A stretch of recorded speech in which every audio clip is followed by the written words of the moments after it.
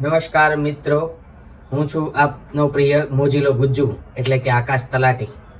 આપ સર્વેનું મારા નવા વિડીયોમાં સ્વાગત છે.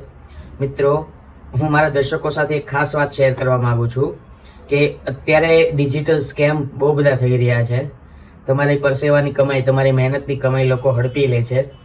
તો મિત્રો, હું તમારી સાથે શેર કરવા માંગુ છું કે મારા ઘરમાં જ હમણાં એક લાઈવ આવો કિસ્સો બની ગયો. હું મારો ખુદનો એક્સપિરિયન્સ શેર કરવા માંગુ છું કે 2-4 દિવસ પહેલા હું બહાર હતો અને મારી વાઈફને આવો કોલ આવ્યો કે હું આકાશનો મિત્ર બોલું છું અને આકાશે જે તે સમયે મને 20,000 રૂપિયા આપ્યા હતા, તો હવે મારે 20,000 રૂપિયા પાછા આપવા છે. તો હું તમને બે ટ્રાન્ઝેક્શન કરું છું, એક 2,000 રૂપિયાનું અને એક 18,000 રૂપિયાનું. આ રીતે સ્કેમરનો કોલ આવ્યો મારી વાઈફ ઉપર.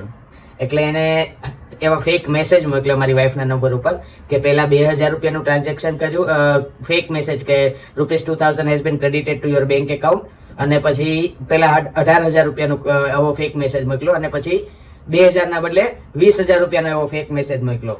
ટોટલ 20,000 મેં લીધા છે એવું કીધું હતું, પણ એને પહેલા 18,000 નો મોકલ્યો અને પછી 2,000 ના બદલે 20,000 નો ફેક મેસેજ મોકલ્યો. પછી મારી વાઈફને કહી કે અરે સોરી, 2,000 આપવાના હતા, એના બદલે મારે 20,000 મોકલાઈ ગયા, તમે મને 12,000 રૂપિયા રિટર્ન કરી આપો. જેવો તમારે સેલેરી આવતી હોય કે તમને કોઈ ટ્રાન્સફર કરે ત્યારે તમારે જે મેસેજ આવે બેંકનો, એવો જ તે ડિક્ટો મેસેજ એને ફેક એના નંબરમાંથી ટેક્સ્ટ મેસેજ કરી મારી વાઈફને કે તમારા બેંક એકાઉન્ટમાં આ રીતે પૈસા જમા થયા છે. પણ મારી વાઈફને તો મેં પહેલેથી જ મારા ઘરમાં બધાને આ રીતે મેં જાણ કરી દીધી હતી કે આવું મારી ગેરહાજરીમાં કોઈ બી મેં ફોન કોલ આવે કે આકાશનું એક્સિડન્ટ થયું છે, આકાશ હોસ્પિટલમાં છે, આકાશનો ફ્રેન્ડ છું, તો તમારે કશું કરવાનું નહીં, સૌથી પહેલાં મને મારી હારે વાત કરવાની. તો પછી મારી વાઈફે તો ફોન કાપી નાખ્યો, કારણ કે એને ખબર હતું કે આ સ્કેમર છે. પણ મિત્રો, ઘણીવાર એવું બને છે કે તમે સોશિયલ મીડિયામાં જોતા હોય એટલે તમને ખબર હોય આ બધી બાબતની, પણ તમારા ઘરમાં કોઈને ના ખબર હોય.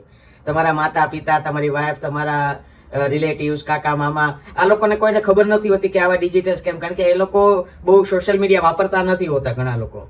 તો મિત્રો, જ્યારે બી તમારા પરિવારમાં લોકો ભેગા થાય ત્યારે તમે આ રીતે બધાને જાણ કરો કે અત્યારે આવા સ્કેમ ચાલે છે. બીજો સ્કેમ એક એ ચાલે છે કે તમને એક વિડીયો કોલ આવે કે તમને ડિજિટલ અરેસ્ટ કરવામાં આવે છે. હું એસીપી બોલું છું, હું પોલીસ ઇન્સ્પેક્ટર બોલું છું, હું ડીઆઈજી બોલું છું, હું કમિશનર બોલું છું, એવો વિડીયો કોલ આવે અને તમારા પાર્સલમાં તમે જે પાર્સલ મોકલ્યું હતું એમાં ડ્રગ્સ પકડાણું છે કે ફલાણી વસ્તુ, કોઈ એવી ક્રિમિનલ વસ્તુ પકડાણી છે જેથી તમને ડિજિટલ અરેસ્ટ કરવામાં આવે છે. તો તમે ગભરાઈ જાઓ. પછી એ તમને એમ કે તમારે અરેસ્ટ ના થવું હોય તો આટલા પૈસા ટ્રાન્સફર કરી દો, અમે કેસને રફા દફા કરી દેશું.